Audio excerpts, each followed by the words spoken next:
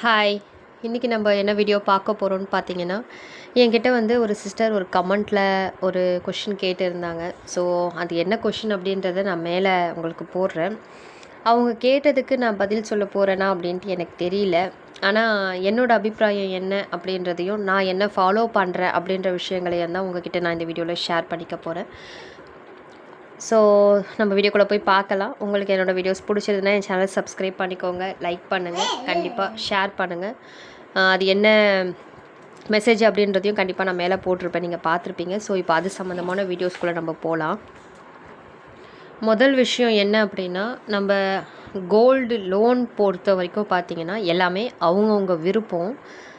ஒருத்தவங்க gold loan எடுக்கிறது வந்து அவங்கவுங்களோட தனிப்பட்ட ஒரு விருப்பம் தான். ஆனால் நான் என்ன சொல்லுவேன் அப்படின்னா, நம்ம கோல்டு லோன் எடுக்கிறதுக்கு முன்னாடி நம்மளோட நிலை என்ன, நம்ம கெப்பாசிட்டி என்ன, அது வந்து நம்ம சப்போர்ட்டோடு பண்ணுறோமா, நம்ம ஹஸ்பண்டோட சப்போர்ட்டோடு பண்ணுறோமா, இல்லை யார் சப்போர்ட்டும் இல்லாமல் நம்ம விருப்பத்தில் பண்ணுறோமா அப்படின்ற விஷயத்த வந்து நம்ம முதல்ல நல்லாவே புரிஞ்சு உணர்ந்து வச்சுக்கிறது வந்து நல்லது.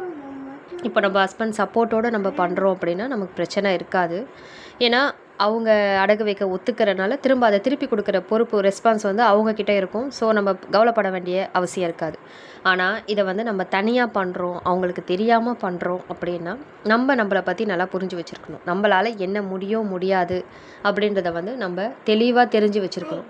இன்னொரு விஷயம், நம்ம சேவிங்ஸ் பண்ணுறோம் அப்படின்ற பேரில் ரொம்ப பெருசாக இப்போ ஒரு விஷயம் சொல்லுவாங்க பார்த்தீங்களா, நம்ம தகுதி என்ன அப்படின்றத நம்ம தெரிஞ்சு செயல்பட்டோம் அப்படின்னா நமக்கு எந்த பிரச்சனையும் இருக்காது. ஆனால் அளவுக்கு மீறி இந்த அசட்டு தைரியம்னு சொல்லுவாங்க இல்லைங்களா, அந்த மாதிரி ஒரு துணிச்சலில் வந்து எப்போவுமே எந்த வேலையும் நம்ம பார்க்கக்கூடாது.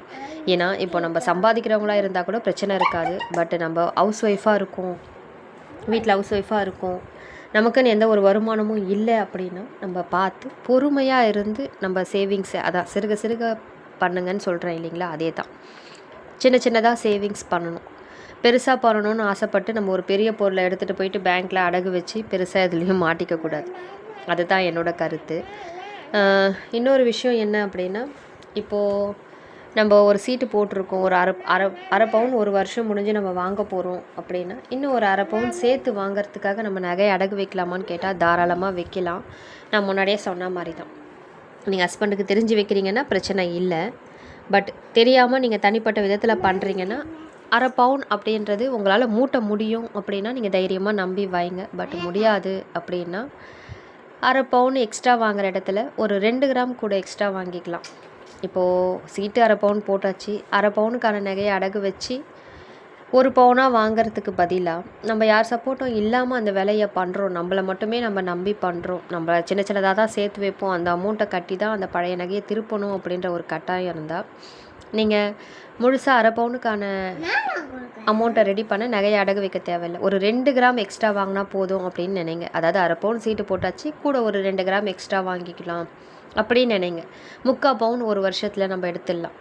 அதை தான் நான் சொல்ல வரேன்.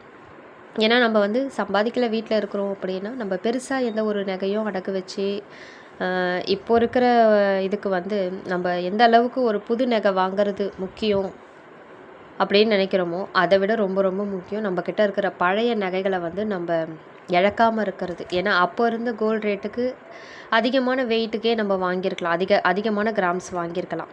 ஆனால் இப்போ இருக்கிற அமௌண்ட்டுக்கு பார்த்திங்கன்னா அந்த கிராம்ஸ் வருமானு கேட்டால் கண்டிப்பாக வராது.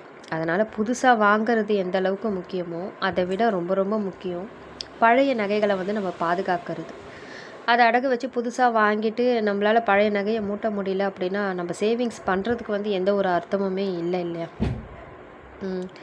அதுக்கப்புறம் வந்து அடகு வச்சு காயின் வாங்குறது அதுவுமே அவங்கவுங்க விருப்பம்தான். பட் அந்த காயினை வந்து நீங்கள் எதுக்கு வாங்குறீங்க அப்படின்றத உங்களுக்கு நீங்களே தான் யோசித்து பார்த்துக்கணும். நம்ம வந்து பசங்களோட எதிர்காலத்துக்கு வாங்குகிறோமா, இல்லை நம்ம ஏதாவது வீடு கட்ட போகிறோம், இல்லை இடம் வாங்க போகிறோம், இல்லை நம்ம சேமிப்புன்னு பண்ணணும், காலம் கடந்து வருஷம் கடந்து தான் நம்ம அதை மாற்ற போகிறோம், பணமாக எடுக்க போகிறோம் அப்படின்னு நினச்சி நீங்கள் பண்ணுறீங்கன்னா தாராளமாக நீங்கள் காயினாகவே வாங்கிக்கலாம்.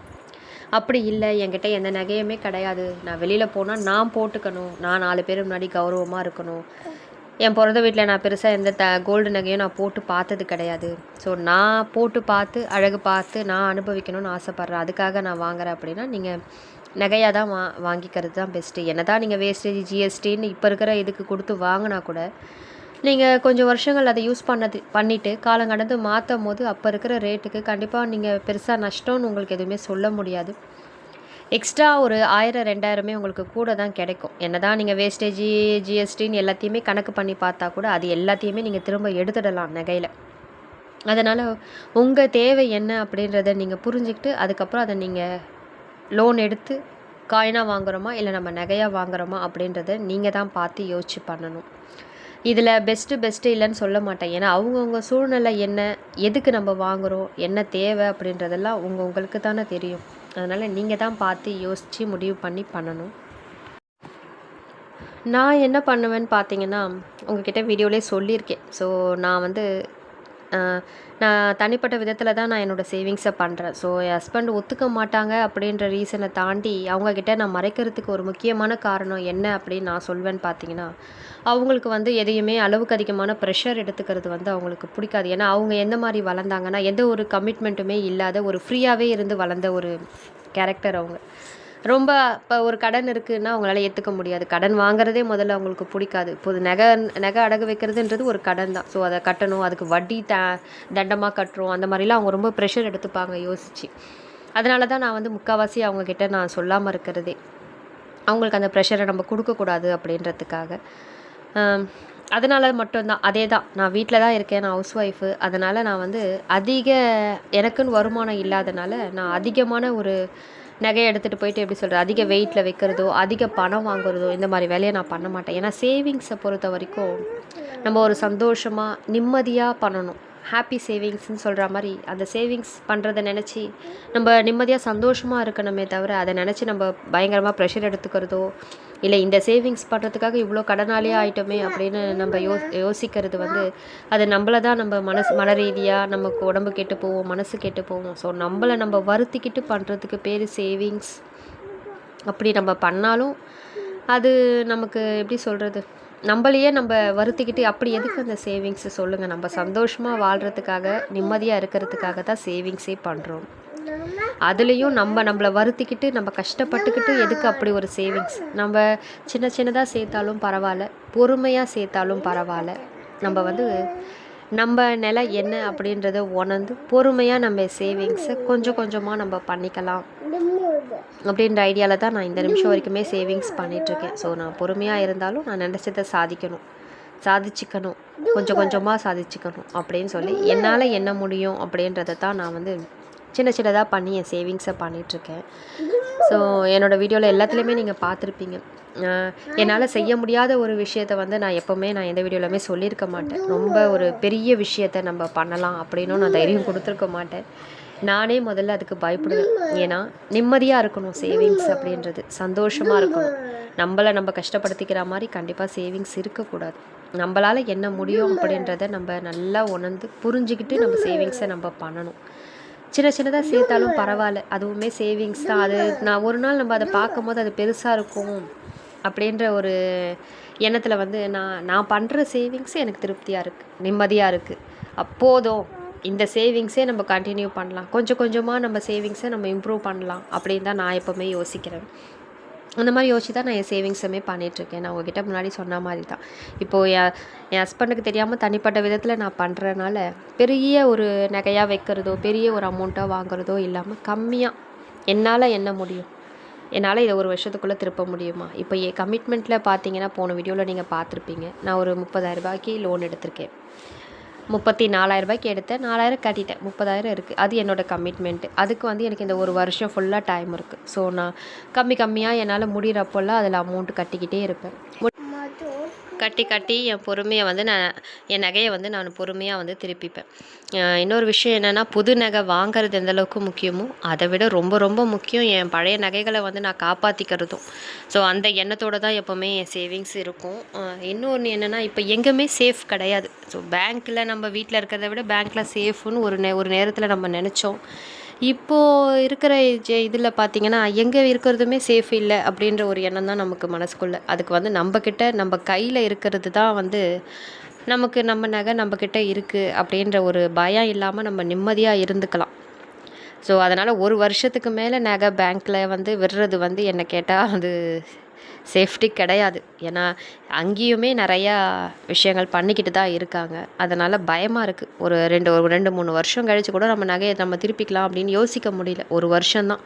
அதுக்குள்ளே எப்படியாவது அந்த நகையை திருப்பிட்டு வேறு ஒரு நகையை அடகு வச்சாலும் பரவாயில்ல. ஆனால் ஒரு வருஷத்துக்குள்ளே அதை நம்ம எடுத்துடணும் அப்படின்ற ஒரு எண்ணம் தான் இருக்குது மனசுக்குள்ளே.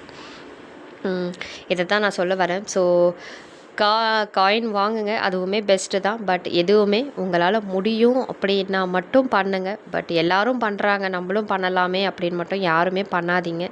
ஒன்று உங்கள் ஹஸ்பண்ட் சப்போர்ட்டோடு பண்ணுங்கள். அவங்க சப்போர்ட்டு இல்லை, தனியாக நான் சேவிங்ஸ் பண்ணணும்னு நினைக்கிறேன், அவங்களுக்கு அப்படி ஒரு தாட்டே இல்லை அப்படின்னா நான் சொன்ன மாதிரி உங்களால் என்ன முடியும் முடியாது அப்படின்றத யோசித்து முடிவு பண்ணி பண்ணுங்கள். நீங்கள் சம்பாதிக்கிறவங்களா இருந்துட்டால் பிரச்சனை இல்லை. பட் அதுவுமே இல்லை, வீட்டில் ஹவுஸ் ஒய்ஃபாக இருக்கீங்க அப்படின்னா கம்மியாக பண்ணுங்கள்.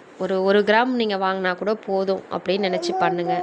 ஒரு கிராம் நகை அடகு வச்சு வாங்குறீங்களா, அடுத்து வச்ச நகையை மூட்டுங்க, திரும்பவும் அதே மாதிரி பண்ணுங்கள். அதுக்கப்புறம் கொஞ்சம் கொஞ்சமாக இம்ப்ரூவ் பண்ணிக்கோங்க.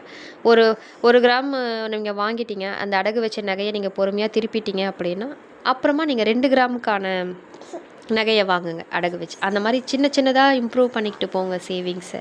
ஸோ எடுத்தோன்னே அகலக்காலாக வச்சு நம்ம பெருசாக எதுலேயும் மாட்டிக்கக்கூடாது. நம்ம நிம்மதியை கெடுத்துக்கிட்டு நம்ம பண்ணிக்கிறதுக்கு பேர் சேவிங்ஸ் கிடையாது.